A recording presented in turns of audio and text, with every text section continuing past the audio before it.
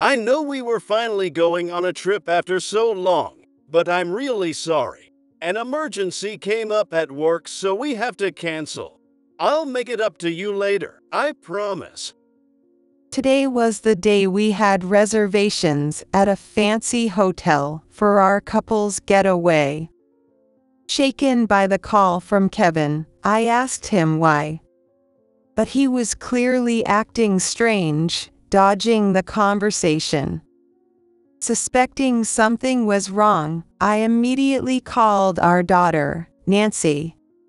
It figures. All right, I'll handle things from here. Mom, you stay put at home. I'll prepare and head over right away. Okay, I'll be waiting. I had always felt something off about Kevin's actions. Even before he became a CEO, when he was younger, there was something peculiar about him. It's hard to shake the feeling of mistrust, but of course, as a CEO, it's natural for him to be at the company. I called Kevin again, urging him to come home soon. When Kevin returned home in the morning, he apologized loudly as soon as he entered the doorway. I'm sorry. What a frustrating person. Okay, look behind you for a second. When Kevin turned around, his face went pale the moment he saw me and the person next to me. My name is Laura, and I'm a 45-year-old stay-at-home mom. Up until 2 years ago, I lived with my husband, Kevin, and our daughter, Nancy, but recently, Nancy got married. As a working adult, Nancy and her husband, George, started living together, and now it's just Kevin and me at home. Kevin has been the CEO of a well-known company since his early 30s, which allowed us to live comfortably when Nancy was young. We often went on trips as a family of 3.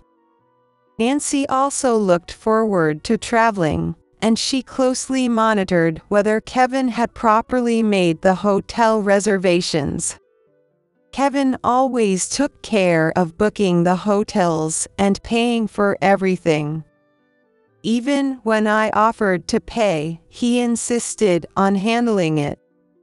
We were a couple who expressed gratitude to each other, and to outsiders, we must have seemed very close. We never forgot to show our appreciation, and I was diligent about managing our finances. However, this story is from when Nancy was still young.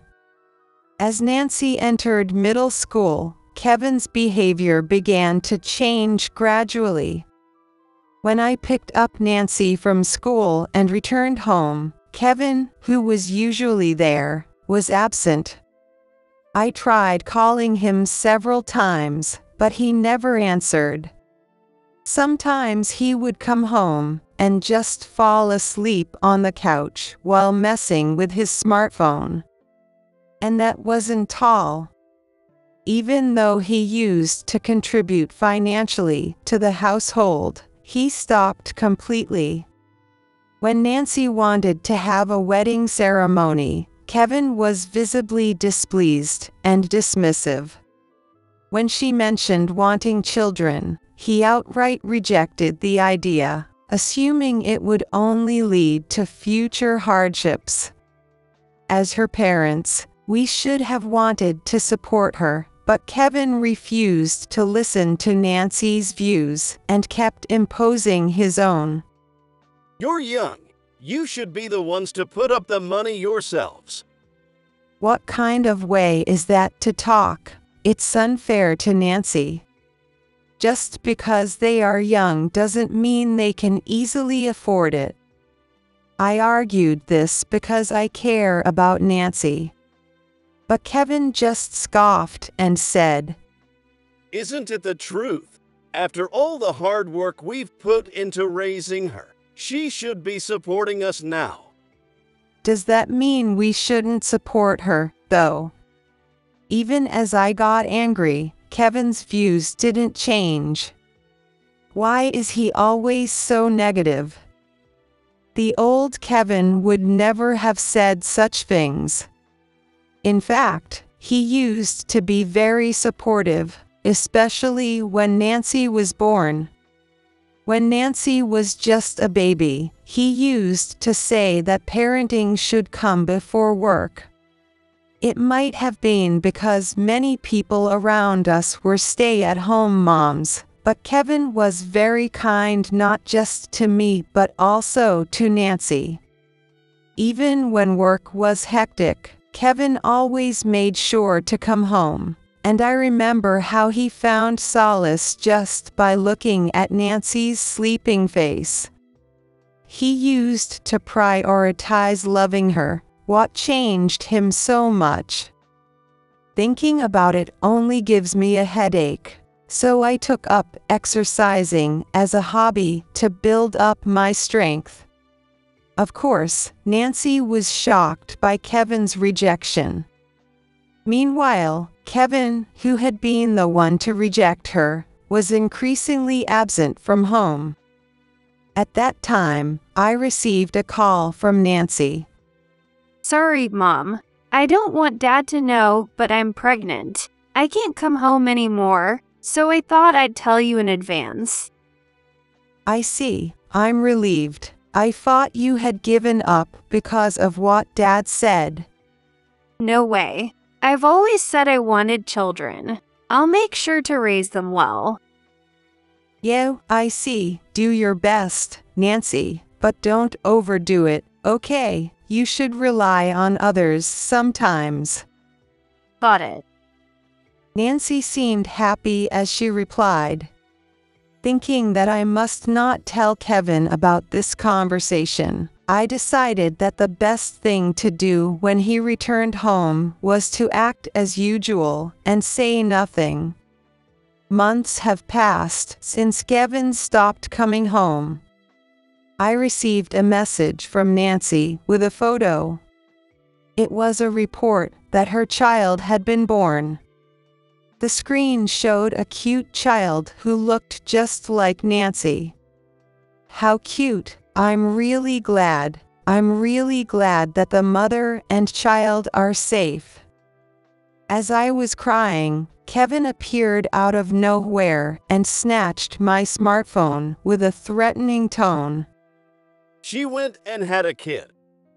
How can you say such a horrible thing? That's your own daughter. It's your first grandchild. Don't you think she's cute? Give me back my smartphone.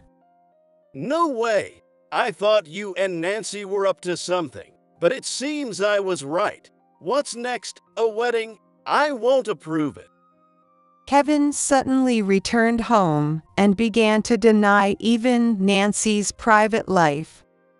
I couldn't understand why he was so fixated, and I argued back.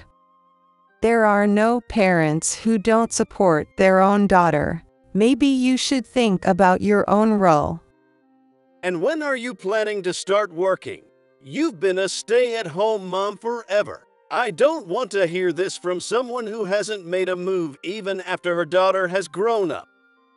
Ouch, that hits hard.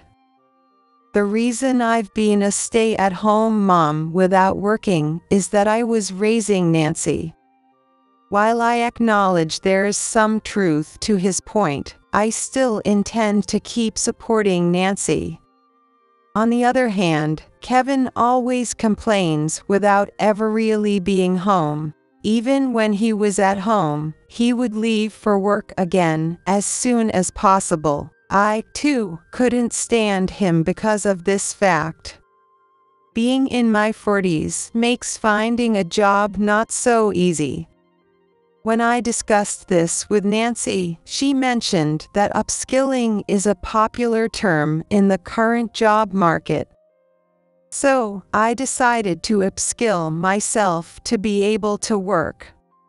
With the help of online courses, I finally acquired some new skills. With Nancy's support, I was able to start working from home after a long hiatus. Seeing this, Kevin looked puzzled. He seemed shocked, probably because he thought I was still just a stay-at-home mom.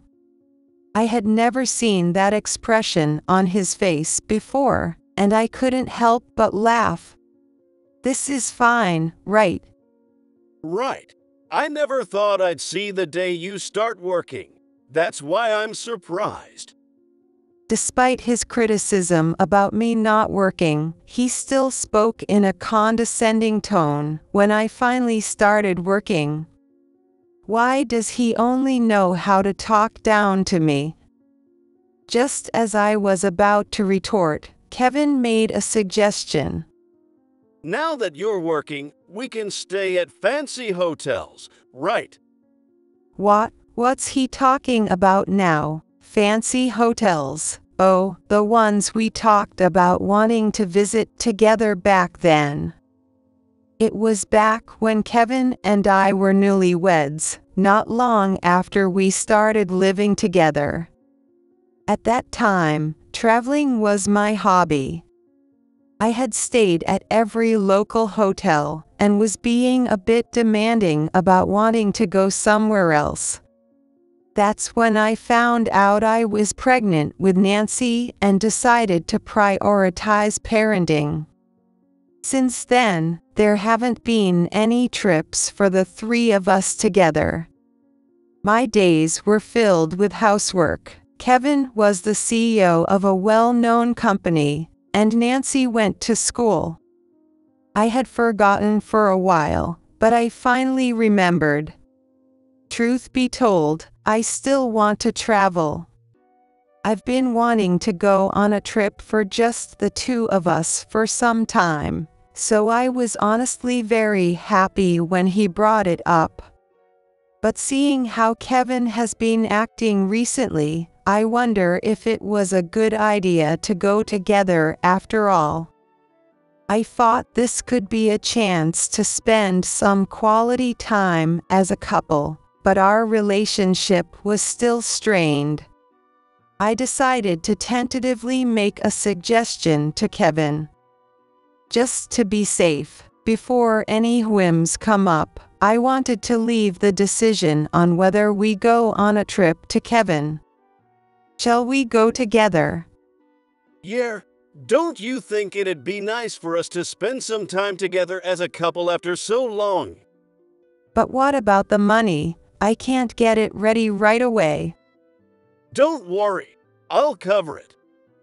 That's it. Kevin is the CEO of a well-known company. I got so caught up in his poor attitude towards Nancy, but he still remembered about our previous plan to go on a trip as a couple. Excited, I decided to start preparing a week before the reservation date. It seemed there was no need to worry about money, but just to be safe, I decided to bring the money I had earned from working from home. However, the day before we were supposed to leave for the fancy hotel, Kevin suddenly called. I know we were finally going on a trip after so long, but I'm really sorry. An emergency came up at work, so we have to cancel. I'll make it up to you later, I promise. I was looking forward to it, but then Kevin canceled on the day of the reservation. Frustrated, I violently pulled out the clothes from the neatly packed carry-on bag, and tears overflowed. Does he think it's okay to blame everything on work? Even if I asked Kevin for a reason why we can't go, he always dodges the question and doesn't consult with me. I was really looking forward to it. I just don't get that man. I muttered quietly and then cried out loud. After a while, I managed to calm my emotions. Enough. I don't just want a marriage in name. I want a real partnership. I'm going to stop hoping and expecting us to be a cooperative couple. I called Nancy's cell phone. Then, I heard George's voice over the phone. Nancy and George were talking about something, but I couldn't make out what it was. However, Nancy seemed a bit frantic, and George was calm as they sounded like they were arguing. It must be about that issue.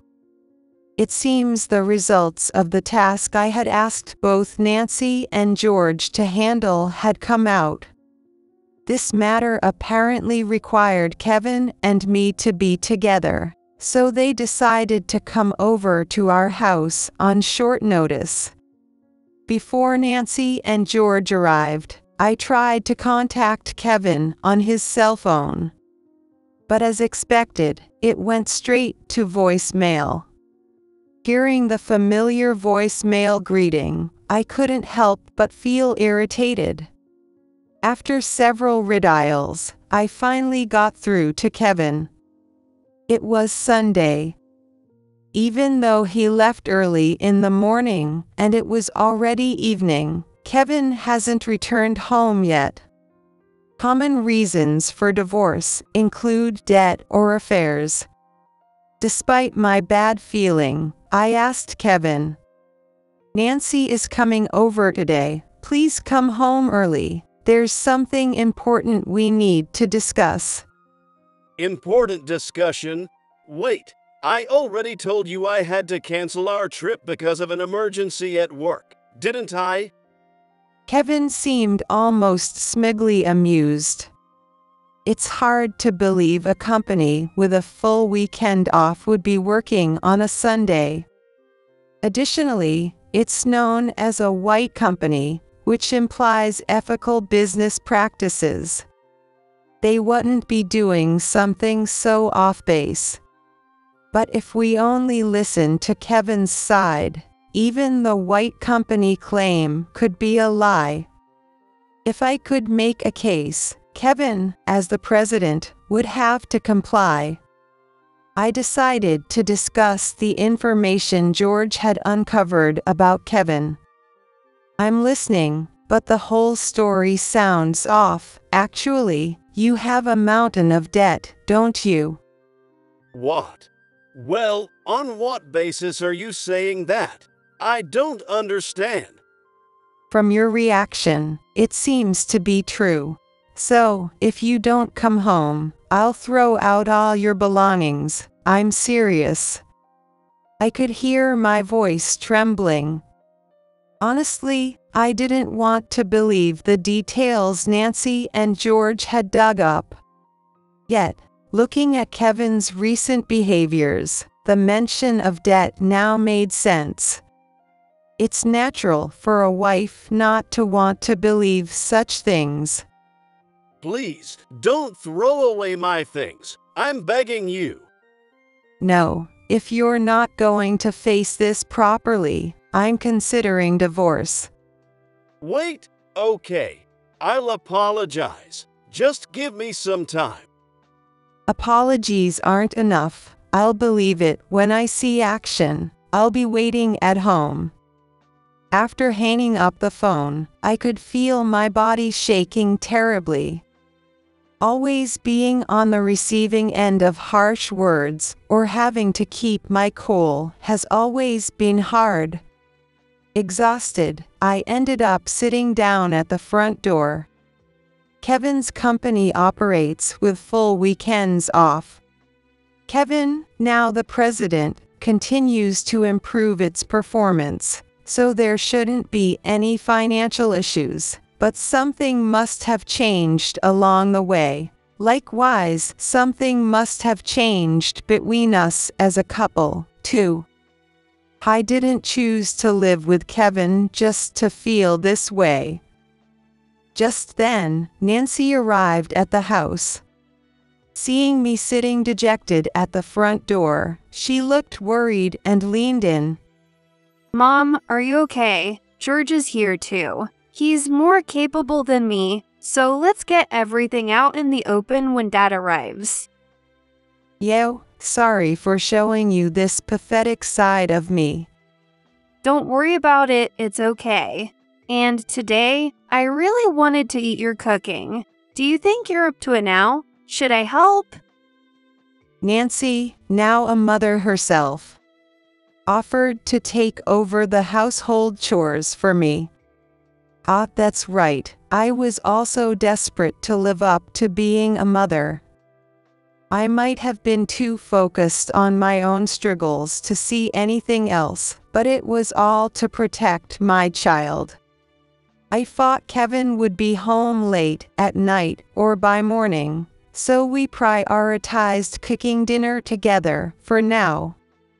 While preparing dinner with Nancy, I noticed that George hadn't shown up yet. Where's George? George said he'd wait outside because of the situation with Dad.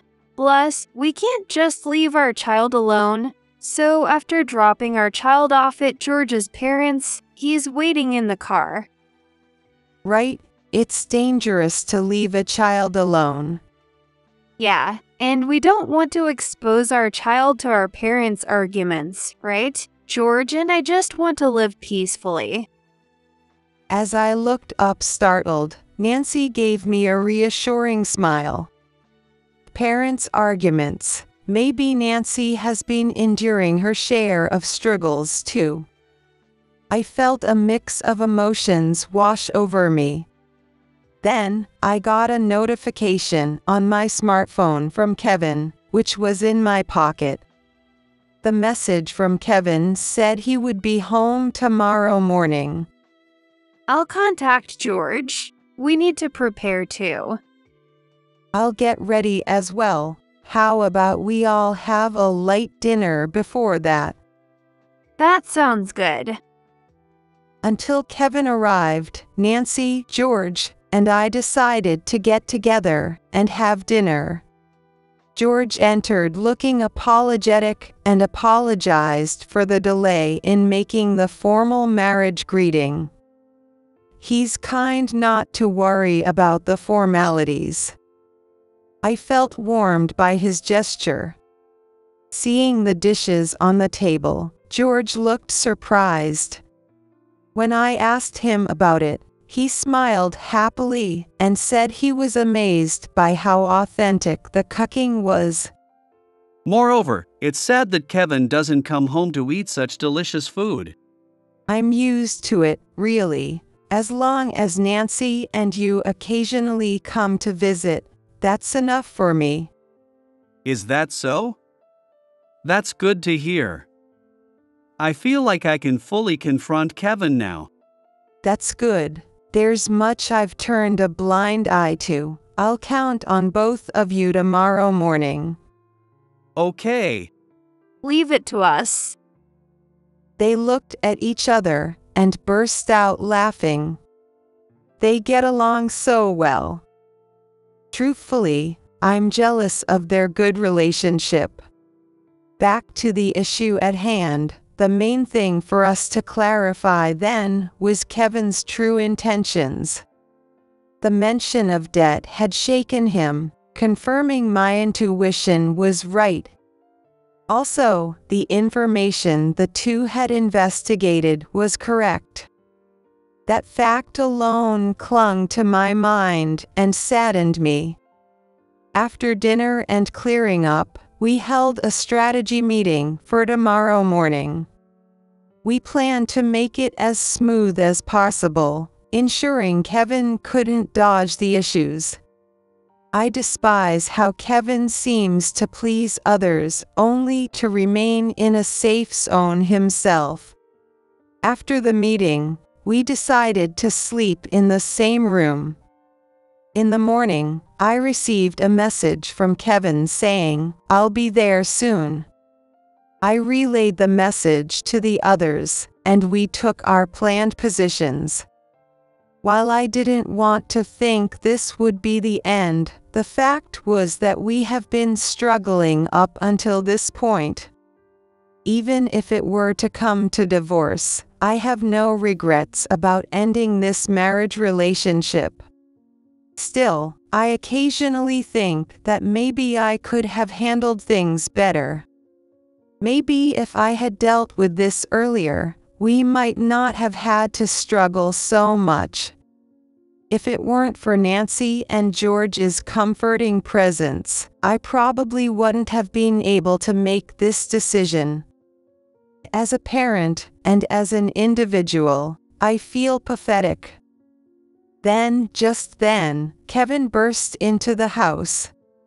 He started apologizing as soon as he entered the front door. The door remained wide open, and he was shouting so loudly that the neighbors could probably hear. I'm sorry, Laura. I'll book a fancy hotel again, and we'll go together. This must have been his way of thinking. Unfortunately, his words didn't touch my heart at all. Feeling out of place, as if his voice reached no one, Kevin repeatedly called my name while searching the house. But I wasn't there, because I was in the car that Nancy and George were using. Now's the time, Mom. That's right, I'll do my best. Yeah, go for it. With Nancy's words of encouragement, I got out of the car. Kevin appeared at the front door, about to re-enter the house. Hey, wait. When I called out to him, he turned around with a startled yelp. I took a deep breath before speaking again. I need to talk to you, Kevin. Talk? Can't we just reschedule the trip sometime? Well, okay, look behind you for a second. Turn around. Kevin turned towards me. Then he saw Nancy and George standing behind me. However, when Kevin saw George, he looked terribly frightened. You are. Long time no see, Kevin. I'm married to Nancy, you know. Did you forget that? No, I know. Where did all his bluster go? George greeted him with a smile and offered his hand for a handshake. But Kevin brushed the hand away and shouted in anger. What happened to my request? You said I'd know the results soon, and then nothing. Oh, is that so? You've been sneaking around, trying to strike it rich from morning till night. What are you talking about? I haven't heard anything about that. Of course, we have proof. Laura was worried about you, but as Nancy said, you're just a man chasing quick riches. Then George pulled out several credit cards he had somehow confiscated. Given Kevin's pursuits of quick riches, he ended up taking loans whose amounts were too high to be repayable. Let's end this. I don't think you can fix anything now. You should apologize to Laura first, like a man should. Kevin looked like it was the end of the world and muttered something under his breath. Then he apologized in a barely audible whisper. Thanks to George, a skilled attorney, Kevin's debts were uncovered. I conveyed to George that there was no point in continuing to live together any longer. That's right. Then George proceeded with the arrangements. The debts on Kevin's credit cards had to be reduced. However, I thought it was important for him to take responsibility, so I informed him that I would not cooperate. Should we proceed with the divorce then? Yes, please. Understood. I will review the divorce papers and then discuss them again with Kevin as your representative, if that's okay with you? Yes, thank you very much. Thank you as well. Though I had given my consent as a representative, George mentioned that he would also obtain consent from the person concerned later on. After that, Kevin started doing cleaning jobs. He said he was paying the price for having freely spent money as a CEO. He has some nerve saying that, given it's all his own doing. We also decided to have one last discussion before submitting our divorce papers. I don't want to split up. Kevin kept throwing tantrums right to the end. But it was time for him to stop the futile resistance. I believe it's absolutely wrong for anyone to ever cause trouble for others. And it's better to speak up, rather than keeping secrets until they inevitably spill out. Money is so convenient that it can also bring one's life crashing down. After that, Kevin and I got divorced. I started living alone, something I had long wished for, but it was lonely after always living with someone.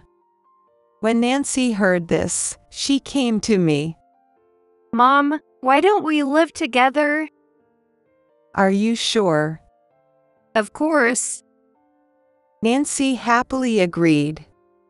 Nancy and George greeted me, along with their little daughter, who was born when I was in the midst of all the legal procedures. Her tiny hand gripped my finger tightly. Oh, how adorable she is, so precious. Her big, innocent eyes locked on me, and I felt deeply grateful. Seeing this, Nancy and George smiled happily. Mom, I have a surprise for you. A surprise. Yes, can you feel my stomach? I could slightly feel Nancy's belly twitch. Could it be a second one? Yes, apparently it was already on the way when we were planning to expose Dad's debts. That's wonderful.